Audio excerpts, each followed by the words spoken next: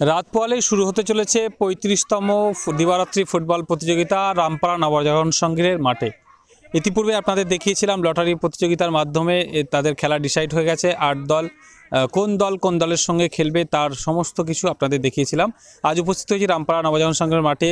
কালকের খেলা নিয়ে আজকে জোর কদমে কিন্তু প্রস্তুতি চলছে। এই মুহূর্তে আমি রয়েছি রামপাড়া নবজাগরণ সংঘের ক্লাব প্রাঙ্গণেই মাঠ, তাদের সেই মাঠেই রয়েছি। ৮ দলীয় দিবারাত্রি ফুটবল প্রতিযোগিতা জমজমাট হতে চলেছে, সেটাই কিন্তু দেখতে পাচ্ছি। আজকে বহু মানুষের উপস্থিতি, খেলার একদিন আগেই কিন্তু বহু মানুষের উপস্থিতি রয়েছে। কালকেও কিন্তু প্রচুর দর্শক এই মাঠে আসবেন বলেই ক্লাব কর্মকর্তারা তারা জানাচ্ছে। এবং দেখাবো যে আজকে যে প্রস্তুতি চলছে মাঠে দাগ দেওয়া থেকে শুরু করে বিভিন্ন স্টেজ বাঁধার কাজ থেকে শুরু করে গোলপোস্ট চেক করা, মাঠ চেক করা থেকে শুরু করে এখানে ক্রীড়া সম্পাদক রয়েছেন, তার সঙ্গে কথা বলার চেষ্টা করব, তাদের বিভিন্ন কার্যকলাপ তুলে ধরবো, দেখাবো আপনাদের সঙ্গে। এবং কালকের খেলা কেমন হতে চলেছে সে প্রসঙ্গে ক্লাব কর্মকর্তাদের সঙ্গে কথা বলবো, তারা কি বলছে সমস্ত কিছুই জানাবো আপনাদের। আমাদের প্রস্তুতি তো কমপ্লিটের পথে, সামান্য কিছু কাজ বাকি আছে। মোটামুটি কিছুক্ষণের মধ্যেই কাজ কমপ্লিট করে নেবো। আজকে মাঠের কাজ আমরা যা কিছু করার সমস্ত কিছু আজ কমপ্লিট হয়ে যাবে। কালকে ছেলেরা আনন্দের সঙ্গে ফুটবল খেলা দেখবে। হ্যাঁ, আমি সকলের কাছে আবেদন করব যে আপনারা মাঠে আসুন, খেলাটাকে উপভোগ করুন। দেখুন, এখানে আমাদের সমস্যাটা যেটা আছে, আমাদের যাতায়াতের একটু পজিশনটা খারাপ। এখানে যে পরিবহন ব্যবস্থাটা ছিল সেটা এই মুহূর্তে নেই। এখানে অটো আর টোটোর ওপর নির্ভর করে আমাদের গ্রামের মানুষদের যাতায়াত করতে হয়। তো আমরা আশা করছি, আমরা এই বিষয়ে পরিবহন মন্ত্রীর কাছে আবেদন করেছি, বা আমাদের যে নেতৃত্ব আছে আমরা সকলের কাছে আবেদন করেছি যাতে রুটে গাড়ি চলে, মানুষ যাতে পরিষেবাটা পায়। সেই জন্য আমরা ওনাদের কাছে আবেদন করেছি। ওনারা কথা দিয়েছে যে যত তাড়াতাড়ি সম্ভব এই ব্যবস্থাটা আমরা করতে পারবো। আমরা আশা করছি, প্রত্যেক টিমকেই আমরা বলে দিয়েছি যে মাঠে 11টার মধ্যে 8টা টিম হাজির করতে হবে। আমরা আশা করব 12টা থেকে খেলা শুরু করব, কারণ টিম যে 8টা টিম খেলতে আসছে, 8টা টিমের বাড়ির ছেলে কেউ নেই, সব হায়ার ছেলে আছে। সেই ছেলেদের কথা মাথায় রেখেই আমাদেরকে চিন্তা ভাবনা করতে হচ্ছে যে তাদের ফেরার ব্যাপার আছে। রাত্রের দিকে ট্রেনের অনেক সমস্যা আছে এই শীতকাল, যাতে আমরা মোটামুটি 8:30 থেকে 9টার মধ্যে খেলা শেষ করে দিতে পারি, সেটা আমরা চেষ্টা করছি। খেলা তো খেলার মতন হবে। ওয়ানডে খেলা কীরকম হয়, 8টা টিম সবাই তো জিততে আসছে, কেউ তো হারতে আসছে না।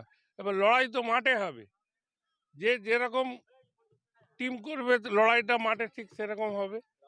তবে আমাদের ছেলে যারা মাঠে ক্লাবের যে সদস্য বা যে আমাদের অ্যাক্টিভ ছেলে যে 8-10 জন আছে, সেই 10টা ছেলে উদ্যোগেই মাঠে খেলাটা হচ্ছে। বিশেষ করে চন্দন সেক্রেটারি, মারুফ, আসাদুল, তারপরে ছোট ভাই হেদয়, হ্যাঁ, এরকম যে ছেলেরা আছে, এই ছেলেদের জন্যই মাঠে এই অনুষ্ঠানটা হচ্ছে। গ্রামের আপনারা দেখুন ঘুরে, গ্রামের কত মানুষ আজ মাঠমুখী হয়েছে। আমরা চাই যে এই মাঠমুখী ব্যাপারটা যেন সারা বছর থাকে, শুধু খেলার দিনে বা খেলার আগের দিনে নয়। খেলাধুলা ছাড়া মানুষের এখন কিছু করার নেই। আমার নাম হচ্ছে শেখ ওয়াকিল আহমেদ, আমি ক্রীড়া সম্পাদক নবজাগরণের সঙ্গে। আমাদের খেলা 12টা থেকে উদ্বোধন হবে। আমাদের উদ্বোধনী অনুষ্ঠানে উপস্থিত থাকবেন হুগলি জেলা পরিষদের খাদ্যের কর্মদক্ষ মাননীয় শামীম আহমেদ সাহেব উপস্থিত থাকবেন। এছাড়াও অতিথি হিসাবে শামীম আহমেদ সাহেব তিনি এই খেলার উদ্বোধন করবেন। এছাড়াও আমাদের অতিথি হিসাবে রাজ্যের পরিবহন মন্ত্রী মাননীয় সেনাশিস চক্রবর্তী মহাশয় তিনি থাকবেন। এছাড়াও আমাদের ক্লাবের সঙ্গে একান্তভাবে জড়িত এবং আমাদেরকে বহু রকমভাবে সহযোগিতা করেন মানববন্ধন মঞ্চের চেয়ারম্যান সাবির আহমেদ সাহেব কলিকাতার, তিনিও উপস্থিত থাকবেন। সঞ্জীবনী নার্সিংহোমের কর্ণধার কাজী হেদায়তুল্লাহ তিনিও উপস্থিত থাকবেন।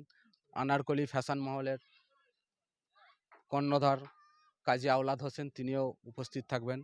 এছাড়াও মুনলাইট নার্সিংহোমের কর্ণধার জনাব পারভেজ হোসেন সাহেব তিনিও উপস্থিত থাকবেন। এছাড়াও আরও বিশিষ্ট ব্যক্তিবর্গ আমাদের এই মঞ্চে উপস্থিত থাকবেন কালকে। রামপাড়া নবজাগরণ সংঘের পরিচালনায় 35তম যে দিবারাত্রি ফুটবল ফাইনাল প্রতিযোগিতা, তা 24শে ডিসেম্বর অর্থাৎ আগামীকাল রামপাড়া নবজাগরণ সংঘের ফুটবল মাঠে অনুষ্ঠিত হবে।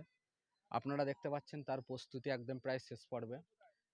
এলাকার মানুষের মধ্যে যে একটা উৎসাহ দেখা দিচ্ছে, সেটা আজকে যে মাঠের মধ্যে আপনারা দেখতে পাচ্ছেন যেভাবে মানুষের এই মাঠে আসা, এইটা কিন্তু একটা বিরাটভাবে দেখা যাচ্ছে। এলাকার মানুষের একটা উৎসবের মতন এটাকে নিচ্ছে।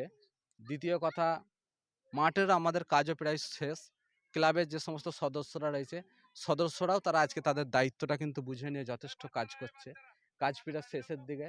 আগামীকাল রামপাড়া নবজাগরণ সংঘের ফুটবল মাঠে যে একটা জমজমাট ফুটবল অনুষ্ঠিত হতে চলেছে, সেই অনুষ্ঠানটাকে উপভোগ করতে গেলে অবশ্যই রামপাড়া নবজাগরণ সংঘের ফুটবল মাঠে আগামীকাল আসতে হবে আপনাদেরকে। সাইকেল এবং মোটরসাইকেল রাখার সমস্ত ব্যবস্থা আছে, আপনারা আসুন।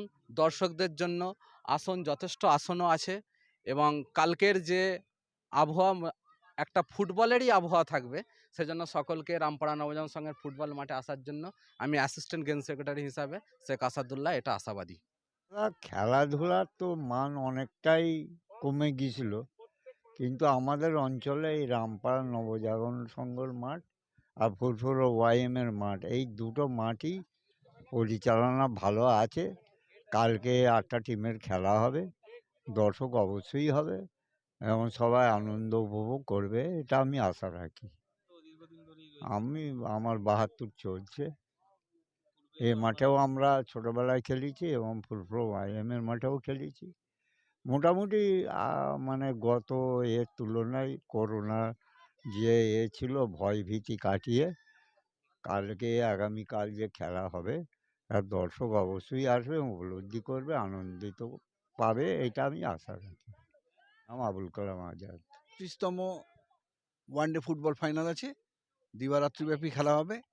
আমি রামপাড়া নবজাগরণ সংঘের প্রাক্তন সেক্রেটারি। খেলাধুলার মান পূর্বে যেমন ছিল, আশা রাখছি আগামী দিনেও আমরা সেই খেলা দেখতে পাবো এবং দর্শকদেরও সহযোগিতা পাবো। আশা করছি পূর্বতন এই আশপাশের সমস্ত গ্রামের যারা খেলাকে ভালোবাসেন, তারা এখানে আসবেন এবং আমাদের সঙ্গে সহযোগিতা করবেন। এবং ক্লাবের নতুন নতুন ছেলেরা যারা সংগঠনের সঙ্গে যুক্ত হয়েছে, আশা করছি তারাও আপনাদের সঙ্গে ভালো ব্যবহার করবে এবং খেলাধুলার মানও ঠিক থাকবে।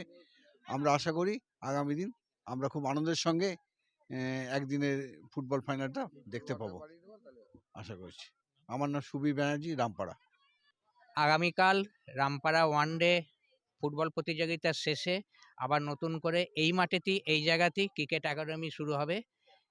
স্বনামধন্য এরিয়ান ক্লাবের কোচ এসে এখানে বিভিন্ন বয়সভিত্তিক ছেলেদের ক্রিকেট প্রশিক্ষণ দেবে। যারা যারা নাম লেখাতে চায় অবশ্যই ক্লাবের সম্পাদক এবং ক্লাবের প্রেসিডেন্ট কাছে নাম নথিভুক্ত করবেন।